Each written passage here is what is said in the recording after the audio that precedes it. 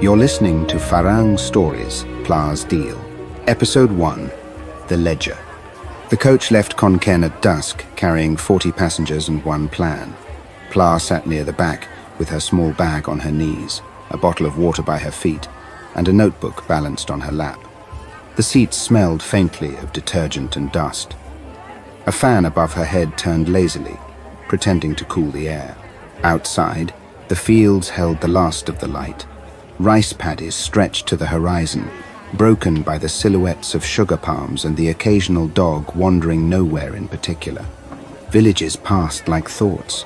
A cluster of houses, a temple roof, a roadside shop selling things no one seemed to buy. Pla watched it all as if memorizing the landscape she was leaving behind. Her mother had cried quietly that morning. Ping had said she would be good and had not asked when her mother was coming back. That had been the hardest part. Children believe promises even when adults do not speak them aloud. The coach rattled through the dark, stopping at petrol stations that were bright as shrines. Teenagers in company uniforms smoked beside the pumps. Drivers drank coffee from paper cups and stared at the road as if it were a river they were obliged to cross. A boy sold boiled eggs in plastic bags. A woman, with a tray of fruit, called out the names as if reciting a spell. Mango, guava, longan, safe journey. Pla bought a coffee that tasted of burnt sugar and drank it slowly. Her seatmate, a woman from Udon, told her she was heading to Rayong to work in a seafood factory. Good pay, the woman said. Hard smell, but you get used to it. Dans of their Lingrand. Pla smiled. I can get used to anything. She was not sure that was true, but it sounded like the kind of sentence that might become true if repeated often enough. After midnight, most of the passengers slept. The road wound through smaller towns, each with its own flicker of neon and the bark of dogs that announced the bus and then forgot it. Pla could not sleep. Her mind counted forward instead of sheep. Rent, school, medicine. The loan that would grow teeth if not fed soon. She had a talent for listing problems without emotion, the way accountants list numbers without judgment. At 3 a.m, the driver stopped at a rest area outside Chonburi. The tiled toilets gleamed under fluorescent light. The air smelled of detergent, petrol, and fried noodles. A television in the corner showed a soap opera where everyone seemed to be shouting apologies. Pla washed her face at the basin and felt the cold water steady her. In the mirror, her reflection looked pale but determined. She tied her hair tighter and went back to her seat. By dawn, the road turned coastal. The air thickened. Humidity replaced the dry heat of the north. Pla opened the window slightly and tasted salt. Between the buildings, she caught a glimpse of the sea, grey and endless. It looked neither kind nor cruel, only inevitable. The coach rolled into Pattaya before sunrise. The terminal lights buzzed, half asleep. Drivers called destinations in rough English. Touts offered rooms, jobs, and adventures. The noise rose and fell like surf. Pla stepped down from the bus and felt the city's heat breathe against her face. She had not come for adventure. She had come for work. At the edge of the terminal, she found a woman selling rice soup from a pot that steamed like a kettle. The woman wore a t-shirt that read, "One night only." Pla ate standing up and listened to the city wake. The sound of shutters lifting, the hiss of frying oil, the distant pulse of a nightclub ending too late. When she finished, she opened her small notebook. On the first page, she wrote in neat Thai script, rent, school, medicine, repay Annan. She left a line between each, as if the space itself could hold mercy. Then, at the top of the page, she wrote one word in English, because it sounded strong when spoken softly. Ledger. She closed the notebook and put it away. The day ahead would be long, but she had already begun. Pla woke before the light had thought about the alley. The room had cooled in the small hours, and now warmed again, air crawling over her skin like a polite apology. She lay still and listened to the lane below, a scooter coughing itself awake, a kettle whistling in the tailor's room on the ground floor, a child dragging a school bag with the persistence of a small tractor. The parrot from the balcony opposite tried a new phrase, gave up, returned to its favorite swear word. laughed at its own joke. She sat up and swung her feet onto the tile. The floor was clean because she had cleaned it. The small fan vibrated a little on its mount. She would tighten the screw later. She had a way with small problems that could be reached by standing on a chair. She took a breath and felt the day take shape. When she stood, the room made an old sound she loved, the sound of someone deciding. She washed at the tiny sink and tied her hair back. In the mirror, the line between her eyebrows looked deeper. She tried to smooth it out. The face looked like itself again. On the shelf sat the notebook where she kept her numbers, an old school exercise book with a cartoon on the cover, and pages ruled with faint blue lines. She opened it and wrote the date. Rent due in 2 weeks. Mother's medicine this Friday. School fees at the end of the month. Electric. Water. A line she labeled envelopes that meant the quiet money which changed hands to make inspections brief. On the opposite page, a shorter list. Wages, tips, Ning's spare shift if May called in sick, loan from Anan, repayments weekly. She wrote slowly. She did not allow the pen to hurry her into hope. On the balcony, she placed the kettle on the single gas ring and watched the flame behave. The sky over the roofs held the first suggestion of color. Temple bells far away, dogs arguing without conviction. She made coffee that tasted like persistence and drank it standing up. Later there would be rice porridge from the stall, a banana, a small bag of fried dough for luck. For now, the coffee taught her what her hands needed to remember. The phone beeped. Her mother had sent a photograph of her leg, the plaster cast decorated by a niece with blue flowers, and a cat that looked as if it regretted being drawn. The caption was simple: walking better. Do not worry. Plas smiled and told Worry to mind its own business. She tapped a reply in Thai, short and warm. She opened the other chat, the one that carried the shape of her daughter's life. Ping had messaged late last night. A photograph of a homework page. A question about a new teacher. 3 hearts in the colors of a packet of sweets. Pla typed carefully. Praise, advice, a promise about mango sticky rice when she next came south. She watched the screen for the small dots that meant reply. They did not arrive. School had already claimed the girl. This was correct. She dressed for the morning. Shorts, vest, sandals that had learned her walk. A canvas bag for the market. Purse, notebook, towel for the plastic stool at the porridge stall because the seat held the last memory of rain. In the mirror, she gave herself a nod, not a smile, a sign that said, "We go again." Outside, the lane had become a corridor. A woman in a blue apron arranged herbs on a metal table. The smell of coriander hit first, then chili, then fish sauce, an orchestra. A man on a motorbike stacked with bags of ice threaded through the gap between a van and a boy on a bicycle without touching either. His skill did not ask for applause. The tailor downstairs had propped his door open with a stone. He was ironing a white shirt. His radio played a ballad about leaving and being left. All Thai ballads were about leaving and being left. The country had taught the songs their manners. Pla moved like someone who belonged. She knew where to place her feet, where to look, whom to greet. At the corner she bought porridge and took it to the shade. The stall owner placed the spoon with a flourish and asked about the mother's leg. Pla gave the short version. Well enough. Still slow. Needs medicine. The stall owner nodded. Sliced ginger on top. Extra coriander. Her version of love. Pla ate without hurry.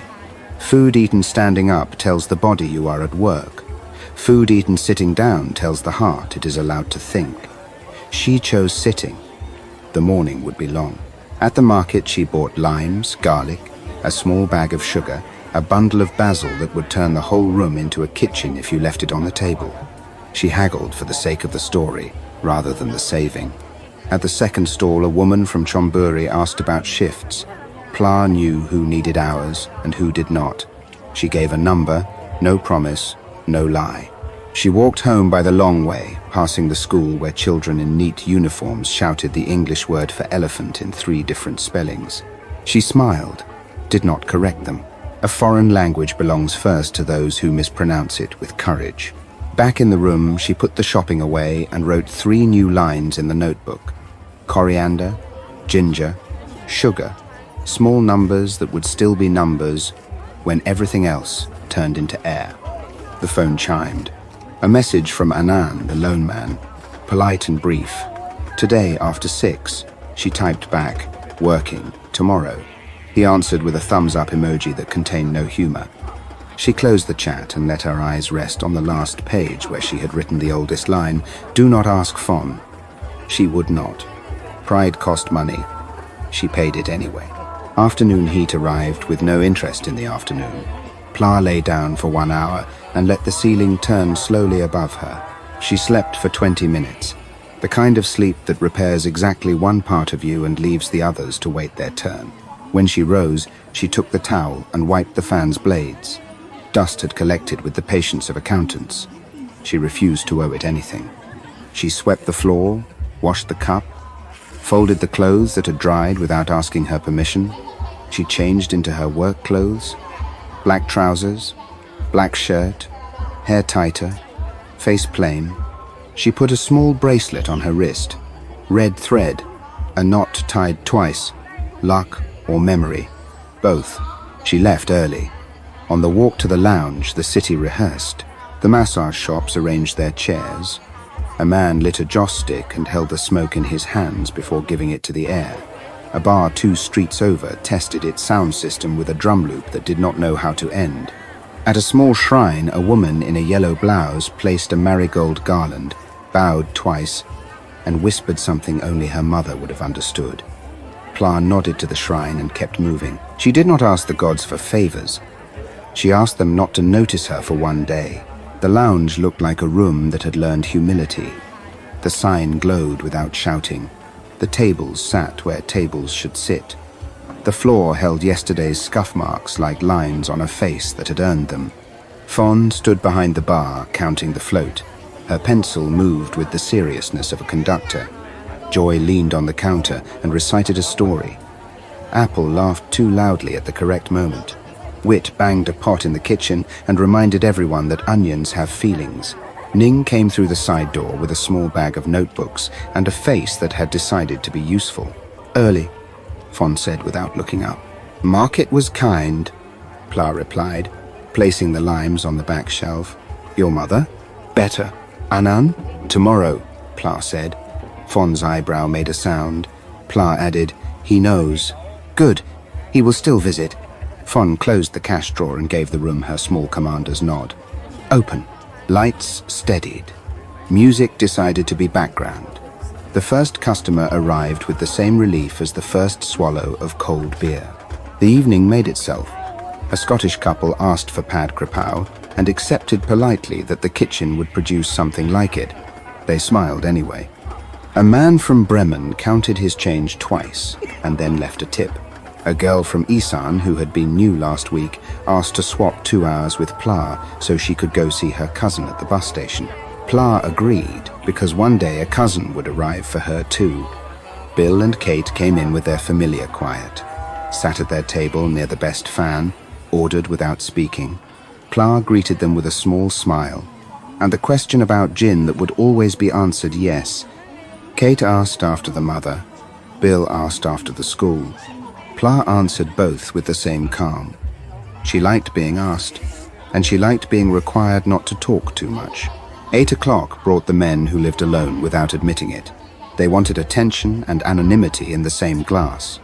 The bar learned how to pour both without spilling either. Pla moved among them with the balance of a woman who knows that laughter is a tool when used correctly and a cost when used badly. She laughed rarely. When she did, it felt honest. She placed coasters without looking. Her hand found a bottle cap before it fell. She refilled a glass 1 minute before it would have been raised in disappointment. Service is not a job. It is attention rehearsed until it becomes instinct. At 9, the door opened to a man with new shoes and a shirt that wanted to talk about its price. He had the confident walk of someone used to air conditioning. He took a stool at the corner and smiled at the room as if testing how it looked on him. American, older than he pretended. The hair careful, the teeth expensive. the watch worn as if it were a joke he told against himself before it could be told by others. "Good evening," Plas said, placing a napkin, which is how hospitality introduces itself before money does. "Evening," he said. "What do you recommend? Beer if you are thirsty, whiskey if you are sad, soda if you want to remember everything." He laughed, pleased by the line. "Soda for now. Lime. No ice." She brought it and placed it in front of him, the wedge of lime positioned so that his hand would find it without effort. He watched her hand and then her face. "You're new," he said. "Not new," she replied. "Just quiet." "I like quiet." "The room is louder," she said, and left before the sentence asked for a reply. Fon passed behind him and gave Plas the look she used for situations that could be handled by calm. Plas nodded. Calm she had in stock. The American stayed, drank slowly, watched the room carefully enough to be a professional. He spoke with a man in a linen shirt who knew which whiskey to order when trying to be noticed. He spoke with a pair of women who sold tickets to an event that would not happen. He spoke with himself through his phone. When he paid, the tip was correct, not generous, not rude. A signature that said, "I understand the rules, but I might change them later." He left. The door closed behind him with a sound that meant the hinge had been oiled today. Little victories exist. At 10, the bar filled. Laughter found its altitude. Music remembered rhythm. The air tasted of limes and the patience that keeps a room good. A British man at a table near the door tried a joke, too near insult. Plas angled her shoulder and let the joke fall onto it. The man apologized with the embarrassed gratitude of someone who has been spared an education. Ning passed with a tray and a quiet nod. Plas returned the nod. The room worked. Nobody congratulated anyone, and everyone knew why. At midnight, the crowd thinned to regulars and the lost. The lost talk more. Plas listened without collecting the sentences. She told a young girl to eat before her first drink. She told a man to take a taxi rather than win the argument with his pride. She told the new bartender the trick with sugar and water for the outside of a glass so it shines like a story about rain. The till counted the day. The numbers suggested that tomorrow would be worth opening for. No more, no less. 20 minutes before closing, Anand arrived. He wore a polo shirt that had been new last year and a face that had never been. He took a stool in the shadow near the kitchen pass and ordered water. Fon saw him and clicked her tongue. She gave Plas a look. Plas nodded. She dried her hands carefully and came over. "Kun Plas," Anand said. The honorific held like a coin between fingers. "Kun Anand," she replied. "Tomorrow," he said. His smile contained a calendar. "Tomorrow," she said. He lifted his water in a toast to the idea of debt. Drank. Left. Fon said nothing because there was nothing new to say. Ning brought a glass of iced tea and placed it near Plas' elbow. The gesture said, "You are not invisible." Plas drank and let the cold sit in her mouth before swallowing. She wrote 2 words in her head that would become a plan if they remained there in the morning. Extra shift. Closing time is a kind of prayer in a room that has behaved. Chairs up, tables wiped, till balanced, bottles counted.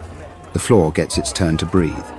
Wit threw out the last bag of kitchen rubbish with the satisfaction of a man who had argued with onions and won. Apple sang something off-key and sweet. Joy told a joke that made Fon smile out of sequence. Plas cleaned the drip tray as if it mattered. It did. The small surfaces hold the soul of a place. When the last light clicked off, the alley outside received them. Night oil on puddles, reflections of signs, a scooter conversing with itself. Plas walked home by the quiet street. She liked the space between work and room. The air felt cooler. The city had taken its makeup off.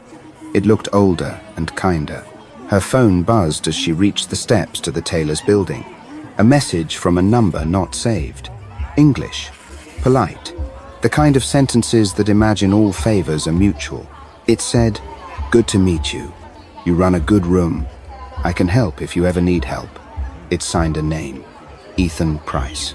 She read it twice. Help is a word that looks like a bridge until you cross it and discover a gatekeeper. She deleted the message and then, because deletion made the word heavier, she undeleted it. She put the phone in her pocket and climbed the stairs slowly, counting each one as if stairs had a fixed number everywhere in the world. In the room, she took off her shoes and placed them side by side. She washed, she brushed her hair out and in. She stood at the window and looked at the lane where nothing moved except air. She went to the table and opened the notebook to the last page. She wrote in neat Thai script, Anand tomorrow, medicine Friday, rent 14 days, ping uniform next month, do not ask phone. She closed the book and placed it under the small plant pot so the wind from the fan would not turn pages while she slept. She lay down and pulled the sheet over her shoulder. The fan hummed in the corner and kept its promise. The room held her with the gentleness of habit. Tomorrow, she said softly to the ceiling.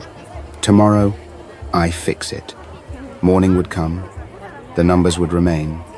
The day would make its own demands. She would answer as she had answered 1,000 times. With patience first. With grit, when patience ran out. For now, sleep arrived without a noise. It took her hand and did not ask for a receipt. You've been listening to Farang Stories. If you'd like more tales from Pattaya, Bangkok and beyond, subscribe and share this episode.